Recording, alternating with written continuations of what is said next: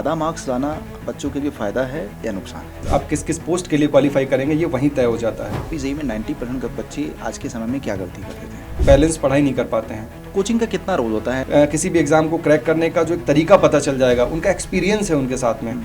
क्या प्रिपरेशंस में डिस्ट्रैक्शन बहुत ज़्यादा डिस्टर्ब कर रहा है बच्चों को? तभी तो सिलेक्शन भी मुश्किल है। 90% बच्चे आरआरबी जेईई की प्रिपरेशंस करते समय कौन सी ऐसी सिंगल मिस्टेक आपको लगती है? आपने अगर मिक्सअप करने की कोशिश करी तो सर आप आउट हो जाएंगे।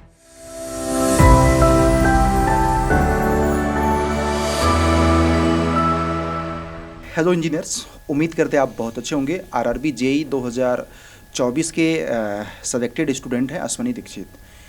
आप लोगों की बहुत सारे क्वेश्चंस आ रहे थे कि आरआरबी जेईई 2025 हो या 26 हो, किस तरीके से क्रैक किया जाए। वैसे तो हम लोग आप लोगों को बताते रहते हैं, बट आज ये बात हम जानेंगे। मैकेनिकल इंजीनियरिंग के सेलेक्टेड बच्चे हैं आरआरबी जेईई के 2024 वाला अश्वनी दीक्षित। उनसे जानेंगे हर एक सारे जितने भी क्वेश्चंस आप लोगों ने अब तक पूछा है मुझसे डिफरेंट माध्यम से, सब मैं इनसे पूछूंगा।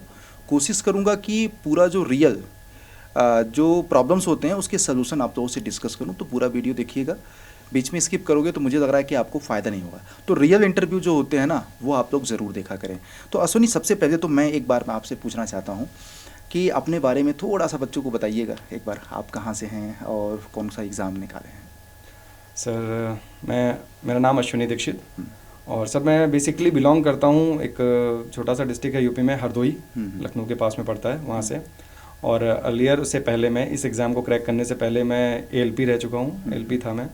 और 2019 में एएलपी का एग्ज़ाम आया था, तभी मैंने उसको फिल किया था और तब से एएलपी हूँ। 5 साल मैंने काम किया और मैं वहाँ पे ही मुरादाबाद डिवीज़न में लॉबी है, रोज़ा लॉबी, वहीं पे पोस्टेड था अभी तक। और फिर मैंने 2024 का जेईई का एग्ज़ाम दिया और फिर वहाँ से मेरा ये सिलेक्शन हुआ है। और अभी मैं एनईआर जोन भरा था, मैंने एनईआर जोन से सिलेक्शन हुआ। गोरखपुर मुझे हेडक्वार्टर मिला है, वहीं पोस्टिंग है मेरी। ओके, तो इट मीन्स कि आपने गोरखपुर जोन अप्लाई किया था। ओके सुनिए, मेरा आपसे पहला क्वेश्चन है कि आरआरबी जेईई सीबीटी 1 निकालने के लिए क्या ज़्यादा मार्क्स लाना बच्चों के लिए फ़ायदा है या नुकसान है? कैसे आप जस्टिफाइड करेंगे? यस सर, मैं कहूँगा जितना ज़्यादा से ज़्यादा आप सीबीटी 1 में स्कोर कर लें उतना बेहतर है, क्योंकि सीबीटी 1 क्वालिफाइंग है, लेकिन आपके number of department, number of vacancies, आप किस किस पोस्ट के लिए क्वालिफाई करेंगे ये वहीं तय हो जाता है। जितना अच्छा आप स्कोर करेंगे उतने आगे चल के सीबीटी 2 में आपको कॉम्पिटिटर शायद कम मिलेंगे, क्योंकि नंबर ऑफ डिपार्टमेंट आपके तो बढ़ कितने मार्क्स थे आपके सीबीटी 1 में? सीबीटी 1 में मेरे 73.4 थे। इट मीन्स कि आउट ऑफ 90 73 पॉइंट्स। तो कट ऑफ भी ऑन एन एवरेज मुझे लग रहा है कि कितना जाता होगा आरआरबी जेईई सीबीटी 1 का? सर मेरे टाइम पे तो 69 गया था, कट ऑफ गया था 69, लेकिन ऑन एन एवरेज अगर आप 70 to 73, जैसे इस बार कम पोस्ट है, अगर आप 75 के ऊपर हैं तो सेफ है, बिल्कुल आप बाहर नहीं हो सकते वहाँ से। नेक्स्ट क्वेश्चन आप बताइए कि आरआरबी जेईई में 90% बच्चे आज के समय में क्या गलती कर देते हैं? आरआरबी जेईई की जो तैयारी है थोड़ा अलग है सभी जेईई की तैयारी से। और यहाँ पे गलती क्या हो जाती है सर बच्चों से कि वो बैलेंस पढ़ाई नहीं कर पाते हैं। या तो बहुत ज़्यादा फोकस नॉन टेक के ऊपर चला जाता है या तो टेक के ऊपर चला जाता है, और वो अल्टीमेटली आपको जब एग्ज़ाम होता है वहाँ पे दिक्कत देने लगता है। और पेपर देने जाते हैं लोग, मैंने तो ये भी देखा लोगों का कि ईगो मैटर कर जाती है।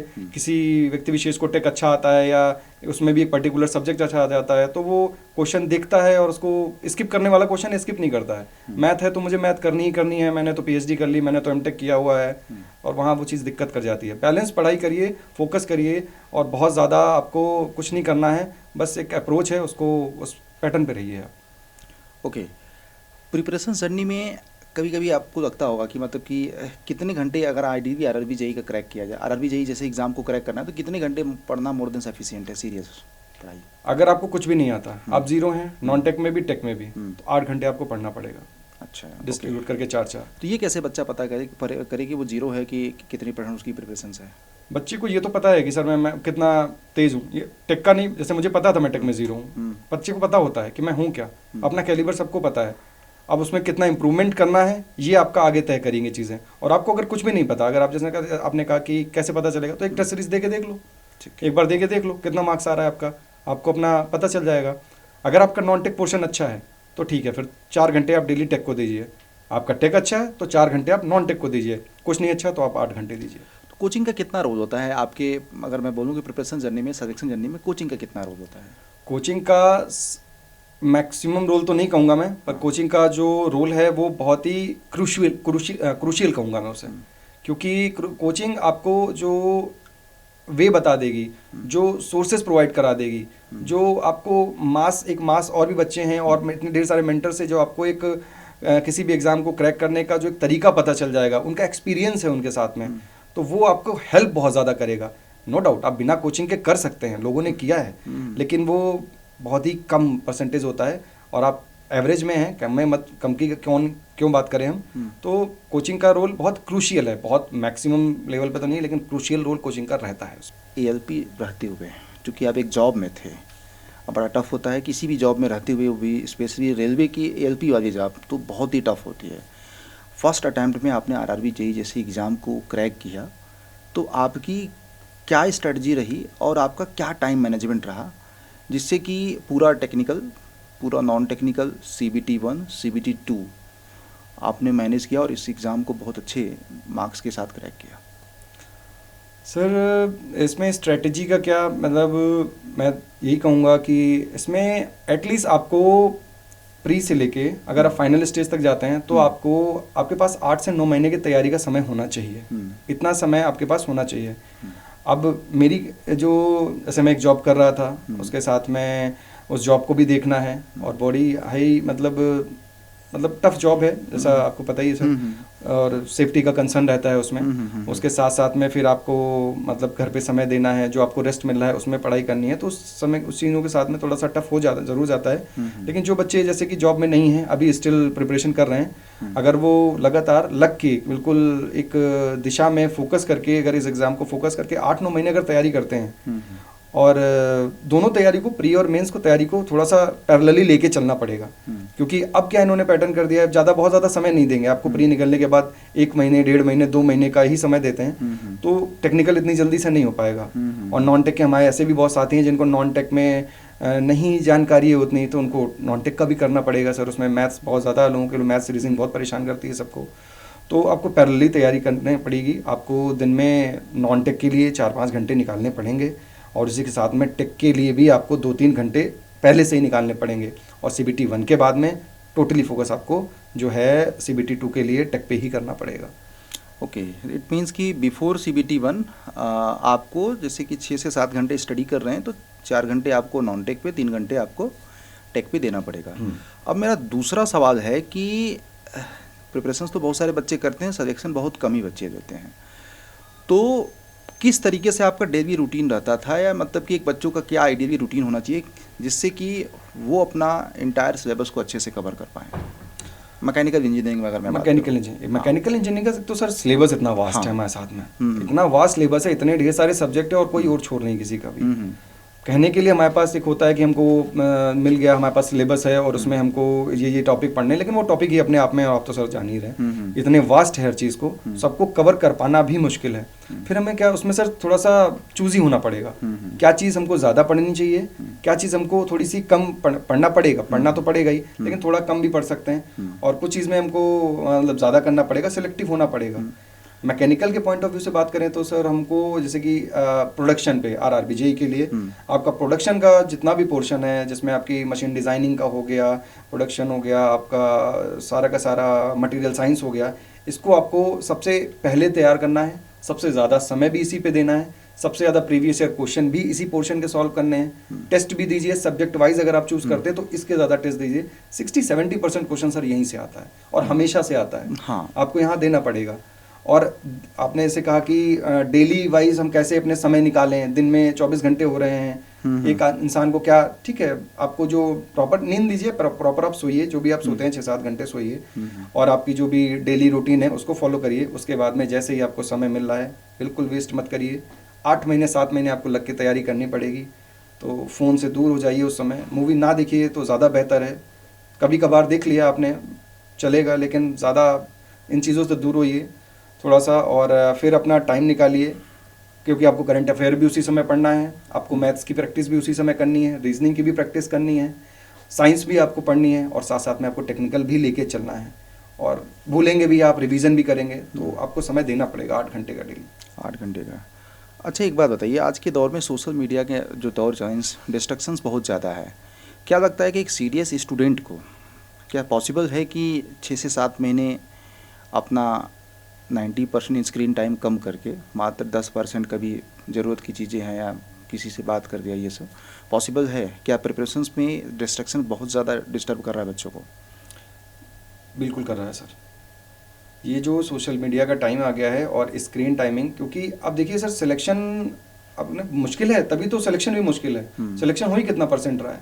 2% सिलेक्शन होता है सर ऑन एन एवरेज, शायद इससे भी कम हो। और ये वो 2% वही हैं जिन्होंने अपने आप को डिसिप्लिन कर लिया, जिन्होंने कुछ सेक्रीफाइस किया। आपको सेक्रीफाइस तो करना पड़ेगा सर यहाँ पे। जिन्होंने अपना स्क्रीन टाइम कम किया, प्रॉब्लम एक तो सोर्सेज बहुत हैं। कोई इंसान अच्छी नीयत के साथ में बैठते हैं लोग कि मैं पढ़ूंगा, लेकिन वहां से उनको कंफ्यूजन स्टार्ट हो जाता है। एक अच्छा उनको गाइडेंस वाला व्यक्ति एक इंस्टीट्यूट मिल भी जाएगा, दूसरा कोई और बैठा हुआ है, वो उसको गुमराह कर देगा, वो वहां परेशान होंगे, उनका फोकस मतलब डिस्ट्रैक्ट हो जाते हैं, डिस्ट्रीब्यूशन हो जाता है। कोई एक प्रॉपर उनको मेंटर मिल गया, उसने उनको गाइड भी अच्छे से किया, लेकिन बच्चे को तो नहीं पता है सर मुझे सक्सेस कहाँ से मिलनी है, और वो डेस्परेट है सक्सेस के लिए। तो वो प्रॉपर उस अपनी लाइफ पे चल भी रहा है, 3-4 महीने चला, और कहीं ना कहीं आप एक समय के बाद में परेशानियां तो आएंगी। आपके टेस्ट में, आप जितने टेस्ट देंगे शायद आपके मार्क्स ना आए, आप इम्प्रूव नहीं कर पा रहे हो, आपको बोरियत भी लगेगी। हो सकता है आपके आसपास में लोग आपको दिखें बहुत खुश हैं, बहुत अच्छा चल रहा है सबका, मैं ही क्यों करूँ ये सब, मैं ही इतना सेक्रीफाइस क्यों कर रहा हूँ भाई। तो ये चीज़ें आपको परेशान करेंगी और आप डिस्ट्रैक्ट होंगे। लेकिन आपको वहाँ पे डिसिप्लिन होना पड़ेगा, सब चीज़ों को जो छोड़ के आपको फोकस होना ही पड़ेगा। स्क्रीन टाइम आप जितना कम कर सकें उतना बेहतर है, और अपना सिर्फ मतलब पढ़ाई से रिलेटेड अपना क्लास करिए, अपना टेस्ट दीजिए, और उसके बाद में अपना उसका रिव्यू करिए। उसके अलावा कुछ और ना करिए तो ज़्यादा अच्छा है। ये जितना फेसबुक, इंस्टा एंड ऑल जितनी चीज़ें हैं, कुछ दिन के लिए आप छोड़ ही दें तो ज़्यादा बेहतर रहेगा। Okay, it means selective study बहुत ज़रूरी है चीज़ों को।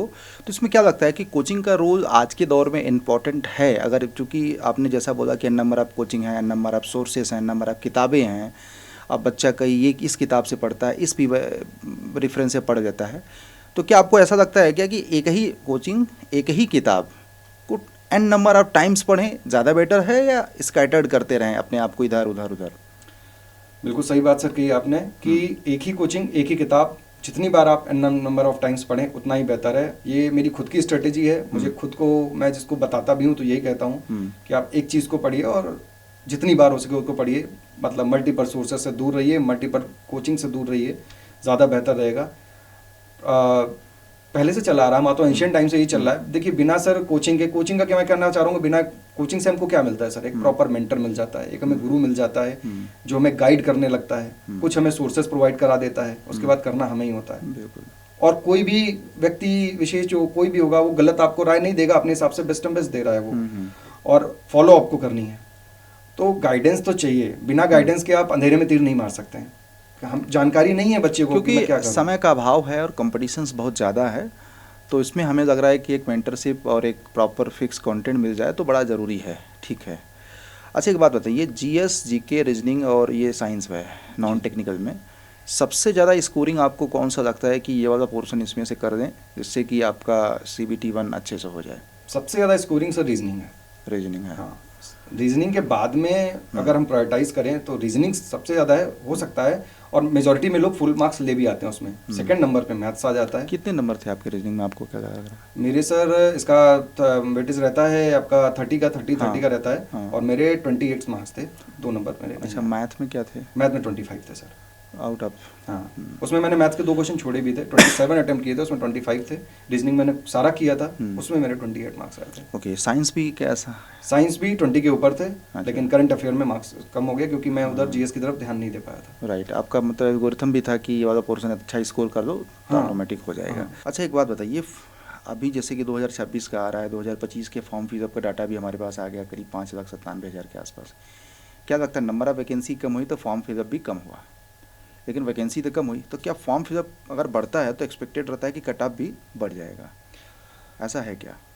फॉर्म फिलअप तो सर कम हुआ है, लेकिन पर वैकेंसी रेशियो ज़्यादा हो गया है। जो रेशियो अगर हम बात करें ना, तो रेशियो ज़्यादा हो गया यहाँ पे। कट ऑफ सर 100 नहीं 200% ऊपर चला जाएगा। वैकेंसी भी कम है, कम बच्चों ने बिल्कुल फॉर्म बना है, पर रेशियो ज़्यादा होने की वजह से कट ऑफ ऊपर जाएगा ही जाएगा। कि एक क्वेश्चन बड़ा अच्छा था बच्चे का कि 90% बच्चे RRB JEE की प्रिपरेशन करते समय आज के दौर में करते हैं, वो कौन सी ऐसी सिंगल मिस्टेक आपको लगती है?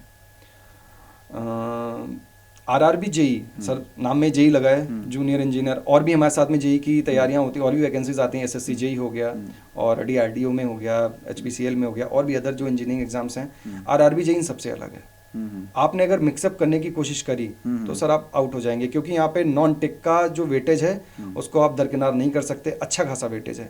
पेपर को आपको क्वालिफाई भी वही कराता है सीबीटी 1 में, और आपको आगे बढ़ेंगे जब आप सेकंड टू स्टेज पे जाएंगे, किस किस पोस्ट प्रेफरेंस के लिए आप जाने वाले हैं, आपको कौन सा डिपार्टमेंट आगे चल के मिलने वाला है, आपका भविष्य कहाँ तय होगा, ये आपका सीबीटी 1 पहले से ही तय कर देता है। और वो प्रॉपरली नॉन टेक एग्जाम है। आप वहां से चूकेंगे तो अंदर नहीं जा पाएंगे। और आपने वहां से अच्छा सब कुछ फोकस करके नॉन टेक कर लिया, बहुत समय दिया, देन सीबीटी 2 में आप बाहर हो जाएंगे वहां से। बैलेंस प्रिपरेशन करनी पड़ेगी सर इसमें आपको, बहुत ही बैलेंस, सब्जेक्ट को भी लेके, और टेक और नॉन टेक जो है इनको भी आपको लेके बैलेंस ही चलना पड़ेगा। यहाँ आप सिर्फ टेक के आप महारथी हैं, आपसे नहीं होगा। सिर्फ नॉन टेक के आप महारथी हैं, आपसे फिर भी आरआरबी जेई नहीं होगा।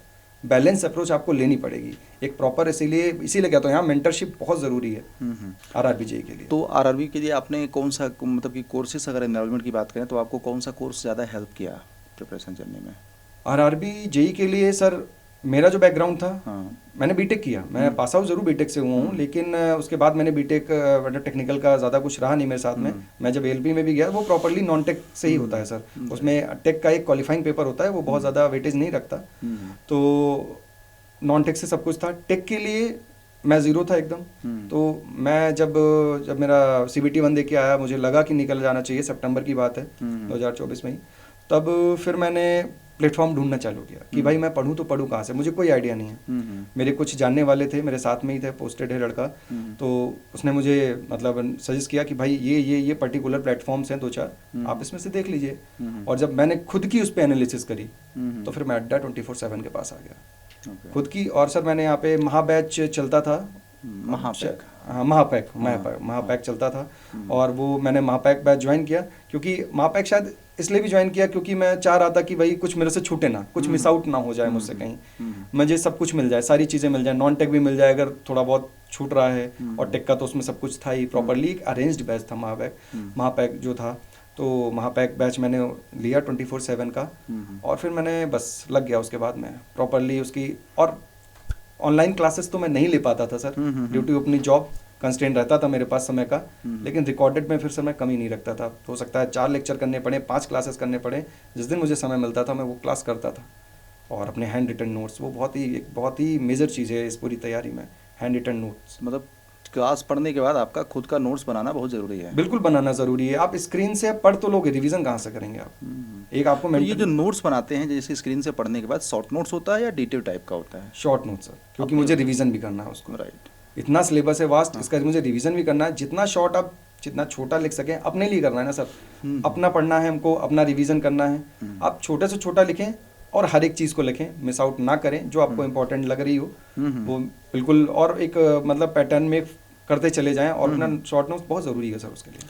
अच्छा एक बात बताइए, आरआरबी जेई में जैसे बहुत सारे बच्चे बाउंड्री लाइन पे रहते हैं, 1-2 नंबर 3 नंबर से रुक जाते हैं, या एक बच्चे का क्वेश्चंस भी होता है, लक से सिलेक्शन होता है या मेहनत से? बाउंड्री वालों का तो सर मैं लक से कहूँगा। ओके। बाउंड्री अगर आप 1 नंबर से रह रहे हैं ना, तो आप लक से हैं, क्योंकि आपके बराबर ही कोई था पहले रहा, और अचानक से कुछ शफलिंग हुई, कुछ क्वेश्चंस बाहर हो गए, आयोग ने बाहर कर दिए, आरआरबी ने बाहर कर दिए, बोर्ड ने, और कुछ हटा दिए, कुछ जोड़ दिए, और उसकी वजह से 1-2 नंबर का तो सर वहाँ से हो जाता है।